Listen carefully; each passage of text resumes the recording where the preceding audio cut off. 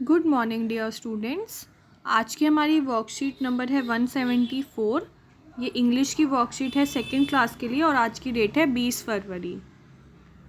तो आज हम इंग्लिश की वर्कशीट में जो हम पोएम पढ़ रहे थे granny granny please comb my hair, उसी को हम आज कंटिन्यू करने वाले हैं। तो चलिए स्टार्ट करते हैं। Hello my lovely children, I hope you are doing great.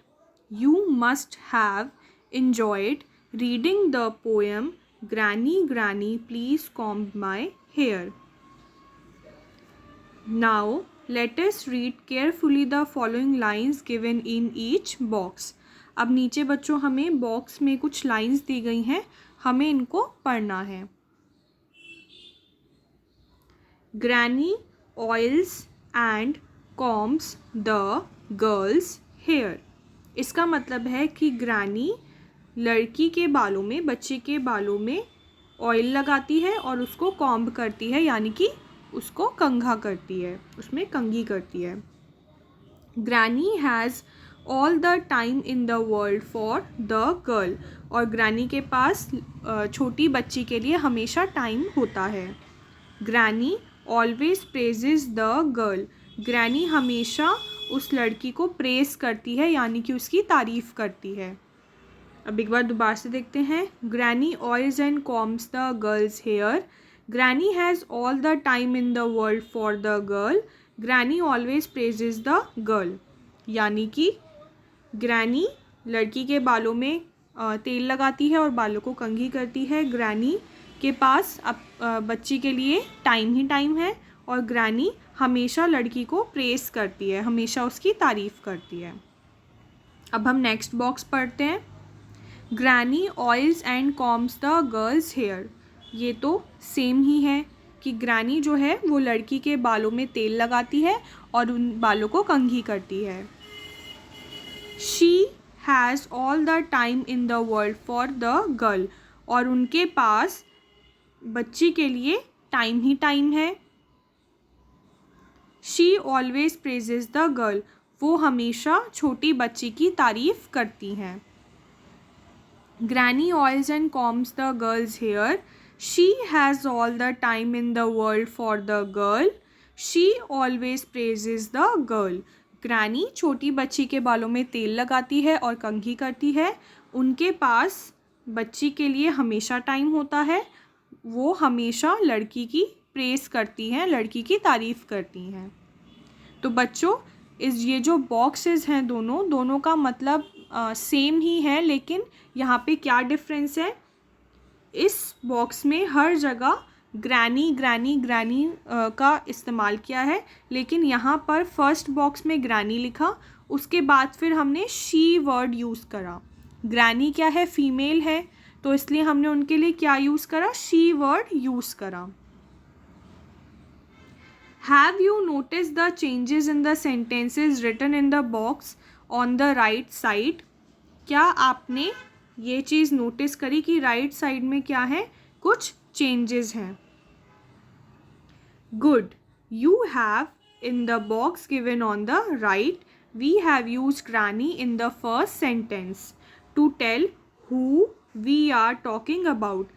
First sentence में हमने ग्रैनी का इस्तेमाल किया ये बताने के लिए कि हम किसके बारे में बात कर रहे हैं। तो इस पैराग्राफ में किसकी बात हो रही है, ग्रैनी की बात हो रही है। तो सबसे पहले हमने सेंटेंस में ग्रैनी शब्द का इस्तेमाल किया। After that granny is replaced with the word she, उसके बाद हमने जब जब ग्रैनी के बारे में ज़िक्र किया तो हमने ग्रैनी ना लिखकर उनको शी लिखा। In each sentence, sometimes instead of repeating a naming word, we replace it with another word such as he, she, it, etc.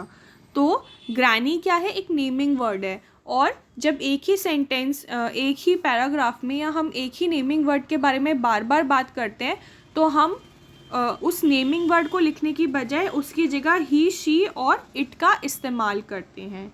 ठीक है। Such words are known as pronoun, और ऐसे वर्ड्स को क्या कहा जाता है, pronoun, यानी कि सर्वनाम। क्या कहा जाता है, pronoun यानी सर्वनाम।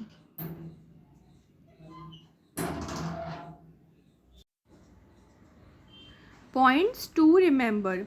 A female naming word singular is replaced with she. जो फीमेल नेमिंग वर्ड होता है यानी जिसमें किसी लड़की या किसी महिला किसी औरत के बारे में बात होती है तो हम शी वर्ड का इस्तेमाल करते हैं. A male naming word singular is replaced with he and name of an object thing is replaced with it. और जब भी मेल नेमिंग वर्ड यानी कि किसी लड़के या किसी आदमी की बात होती है तो हम ही का इस्तेमाल करते हैं और जब हम किसी चीज़ की बात करते हैं तो हम इट का इस्तेमाल करते हैं. ठीक है, इसके अलावा हम जानवरों के लिए भी इट का ही इस्तेमाल करते हैं. यहाँ पे लिखा है शी गर्ल के लिए, ही बॉय के लिए और इट किसी चीज़ के लिए. Look at the pictures given below and choose the correct word. One has been done for you. अब नीचे हमें पिक्चर्स देख के उसके अकॉर्डिंग जो प्रोनाउन है सही प्रोनाउन इस्तेमाल करना है. जैसे यहाँ पर लिखा है it she is a colourful umbrella. तो अम्ब्रेला क्या होता है बच्चों? अम्ब्रेला एक ऑब्जेक्ट है, एक थिंग है, एक वस्तु है. तो उसके साथ क्या आएगा? इट आएगा. तो इसलिए हमने इट पर सर्कल कर दिया. इसके बाद बी है ही शी इज़ वेरी हैप्पी. अब यहाँ पर क्या है? एक लड़की की पिक्चर दी गई है और लिखा है ही शी इज़ वेरी हैप्पी. तो लड़की क्या होता है? ही होता है या शी होता है? लड़की जो है वो शी होती है. तो हम शी पर सर्कल कर देंगे. सर्कल किस पर आ जाएगा? शी पर सर्कल आ जाएगा. He she is a good singer. अब यहाँ पे किसका चित्र है बच्चों? यहाँ पर एक लड़के का चित्र है. तो लड़के के लिए क्या आएगा? ही आएगा. He is a good singer. She it is a player. अब यहाँ पे क्या है बच्चों? एक लड़की का चित्र दिया गया है और ही शी और इट उसके साथ लगाया है कि वह एक प्लेयर है. तो ये क्या है? ये लड़की है तो इसके साथ क्या आएगा? शी आएगा या इट आएगा? इसके साथ आएगा she. She is a player. इसके बाद है he it is a beautiful house.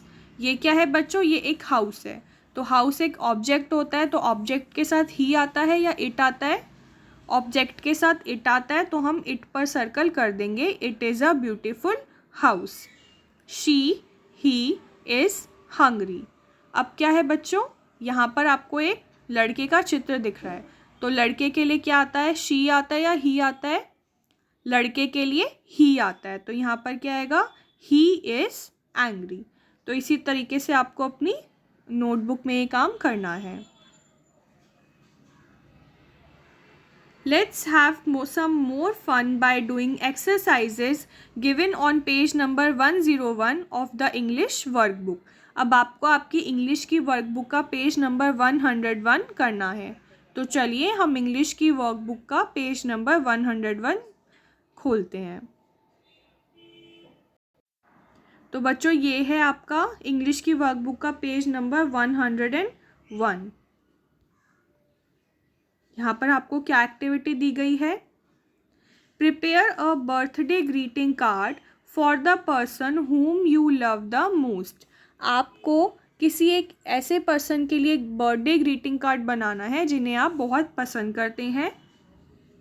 Paste that card in the space given below. और नीचे जो यहाँ पर स्पेस दिया गया है, ये जो स्पेस है यहाँ पर आपको वो ग्रीटिंग कार्ड पेस्ट करना है, चिपकाना है.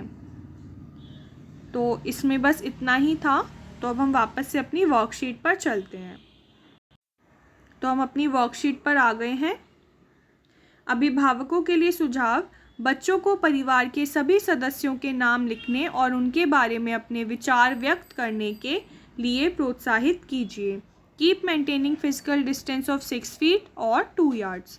तो बच्चों ये आपकी आज की वर्कशीट थी. इसे सभी बच्चे करके अपने व्हाट्सएप ग्रुप पर अपनी टीचर को भेज देना. तब तक के लिए बाय बाय बच्चों.